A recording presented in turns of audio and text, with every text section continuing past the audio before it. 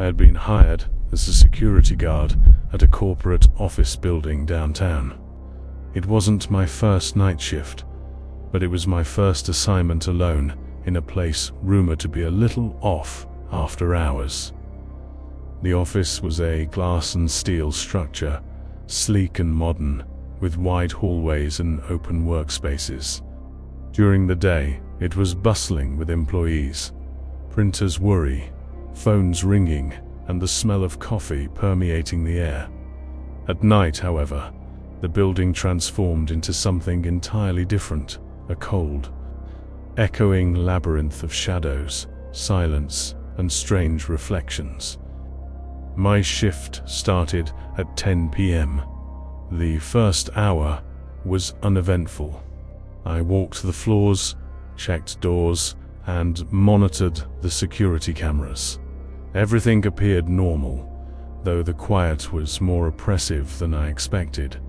As I passed by the glass walls of the executive offices, I caught glimpses of my own reflection in the darkened rooms, and for a brief moment I could have sworn someone was standing behind me. But when I turned, the hallway was empty. I shook my head, trying to convince myself it was just nerves. Around midnight, the first strange event occurred. I was checking the security feed in the surveillance room when I noticed something peculiar.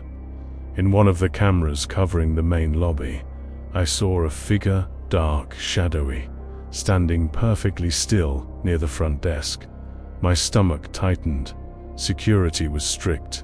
No one was supposed to be in the building after hours. I immediately called the front desk phone just to confirm. No one answered. Curiosity and fear mingled in my chest. I grabbed my flashlight and made my way down the long hallway toward the lobby. My footsteps echoed loudly against the polished floors. As I approached the front desk, my light swept across the area, and there was nothing. No figure, no movement, just the empty lobby, bathed in the pale glow of emergency exit lights. I returned to the surveillance room, hoping it was a glitch. I zoomed in on the feed. The figure was gone, but only from the camera I had initially seen. Other cameras covering adjacent hallways showed a dark shape appearing, moving slowly, just beyond the reach of the lights. By the second night, the sense of being watched had intensified. Every time I walked the floors, shadows seemed to stretch unnaturally, lingering at the corners of my vision. The elevators would randomly open and close, sometimes stopping at floors where I knew no one had pressed a button. I tried to rationalize it, perhaps mechanical issues, my imagination, the isolation, but deep down, I knew it wasn't normal. Around 1:30 a.m., the intercom system crackled. A low static hiss filled the room, followed by the faint sound of footsteps. I froze. My flashlight trembled in my hand. The sound was deliberate, slow, dragging, almost as if someone or something was pacing outside the office doors. I called my supervisor over the radio, asking if there had been any maintenance in the building. No response. I decided to investigate. I grabbed a backup flashlight and walked down the dark hallway toward the source of the sound. The building was eerily quiet aside from my own breathing and the faint hum of the air conditioning. The footsteps seemed to follow me.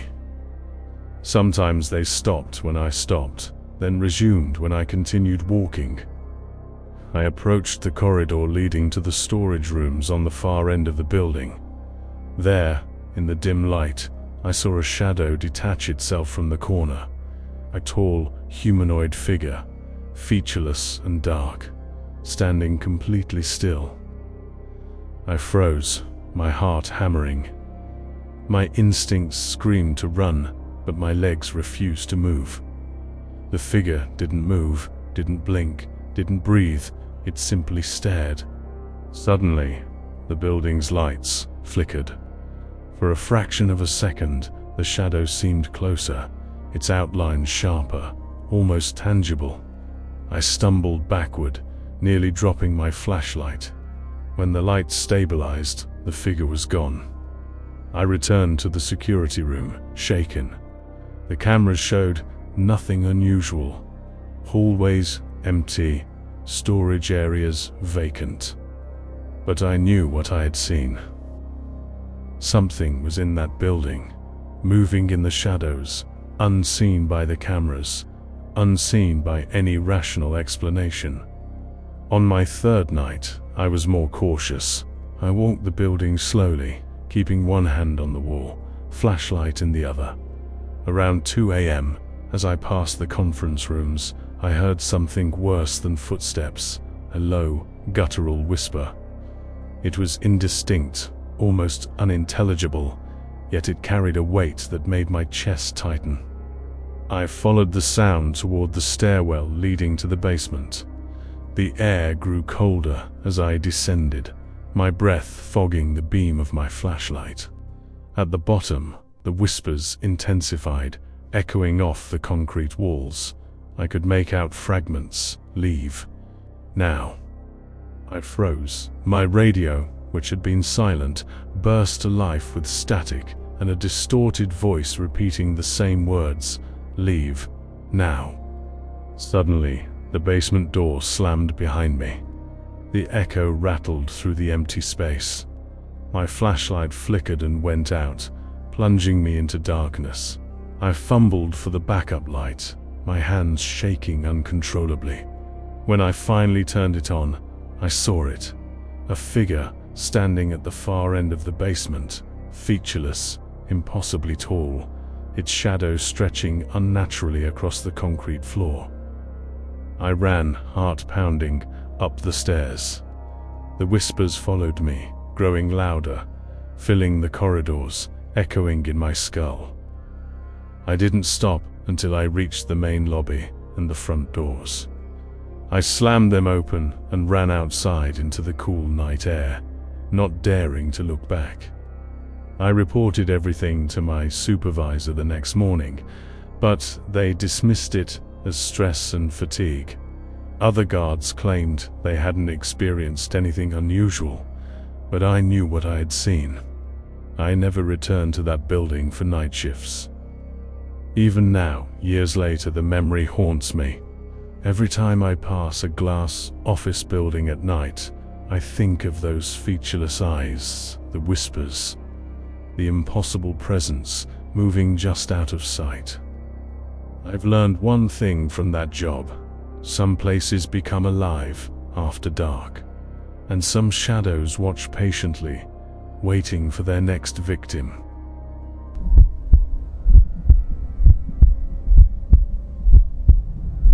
I had just started a new night shift job at a massive industrial warehouse on the outskirts of the city.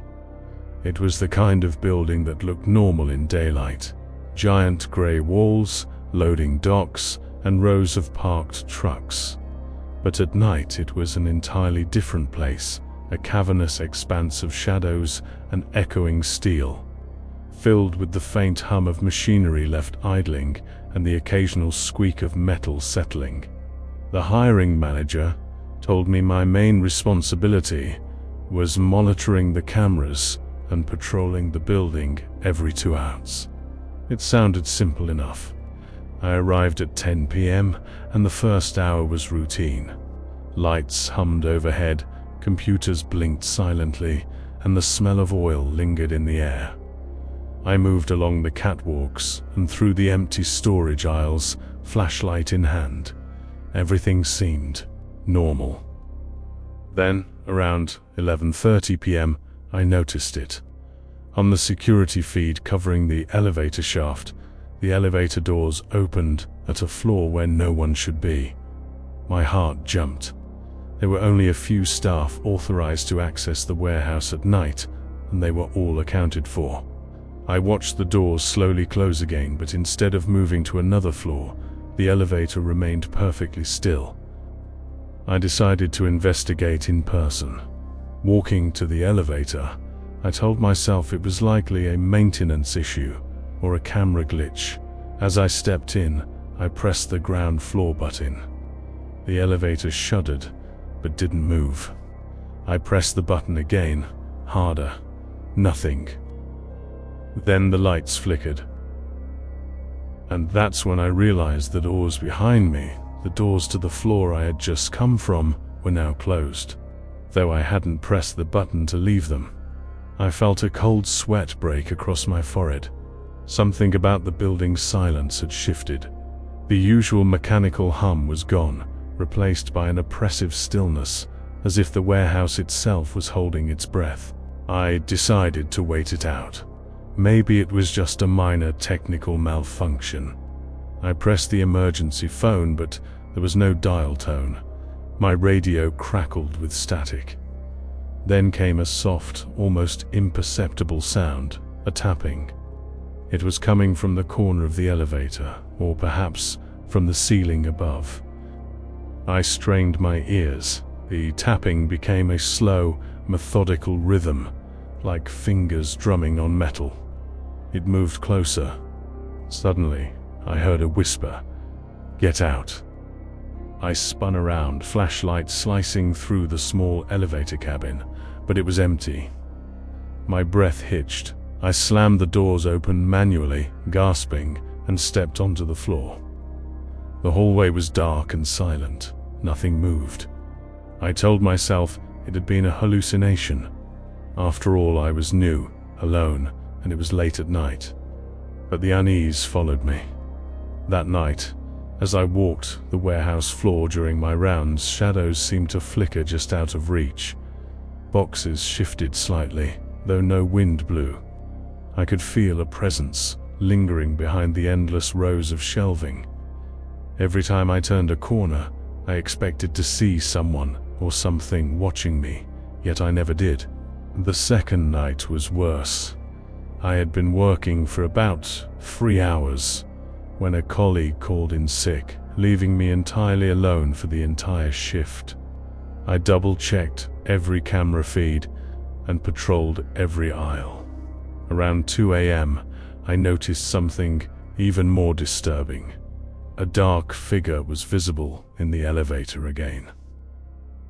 This time, it wasn't fleeting. The figure stood motionless, watching. I zoomed in on the feed. The shadow had no discernible features, no shape beyond a vaguely humanoid outline. My stomach churned. I immediately radioed my supervisor. "There's someone in the elevator. I'm going to check," I said. No reply, just static. I approached the elevator slowly, flashlight shaking in my hand.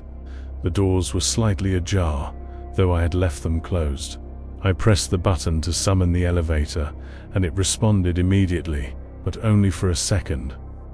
The doors opened wide, and the shadow vanished. I stepped inside, heart racing. Pressing the ground floor button, I waited. The elevator jolted slightly, but didn't descend. Instead, the lights dimmed and flickered. I could hear the soft tapping again, now all around me, coming from the walls, ceiling, and even the floor. And then I felt it, a presence behind me. I spun, but there was nothing. The air grew cold, biting at my neck and arms. The whisper came again, louder this time. "You shouldn't be here." I backed out, nearly tripping, and ran down the hallway, convinced I had seen something that no one else would believe. By the third night, I was on edge. I tried to convince myself it was stress or exhaustion, but then it happened again. Around 1:45 a.m., the elevator doors opened on their own. From the dark shaft emerged the same shadowy figure, moving slowly, gliding across the floor toward me. I froze. My flashlight barely illuminated the shape, but I could see that it had no face, no details, just a dark, impossible silhouette. It moved silently, yet with purpose. My instinct screamed at me to run, but I was paralyzed with fear. As it approached, the lights in the warehouse flickered and dimmed. The figure raised a hand, though it had no real fingers, and pointed at me. A cold, suffocating dread filled my chest. I realized then that I was completely alone, trapped with something that didn't belong in this world. With a surge of adrenaline, I bolted past it. My boots echoed against the concrete, alarms blaring faintly from the motion sensors I must have triggered. I didn't stop running until I reached the exit and slammed the heavy door behind me. I never returned to that warehouse for night shifts. I quit the job the following week. When I spoke to the day staff, none of them reported seeing anything unusual. I know what I experienced was real. Even now, whenever I ride in an elevator at night, I feel the same cold dread creeping up my spine. I can't explain if it exists, lingering in the dark corners of empty buildings, waiting for the next night shift guard to wander too far.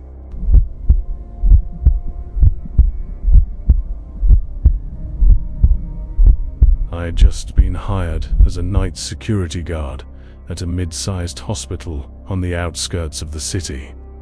Unlike the corporate, office or warehouse jobs, hospitals never truly slept. Even at night, the corridors echoed with the faint hum of ventilators, distant monitors beeping, and the occasional rolling of carts. But there were wings that rarely saw visitors after dark. Wings that felt like labyrinths when the fluorescent lights flickered intermittently. My first night was quiet, routine. I walked the long, empty halls, checked locked doors, and patrolled the emergency department every half hour. Everything seemed normal, though I couldn't shake the feeling that something was off. The place had a lingering chill that wasn't just the air conditioning. Around midnight, I was sitting in the security office, reviewing camera feeds, when I noticed something unusual.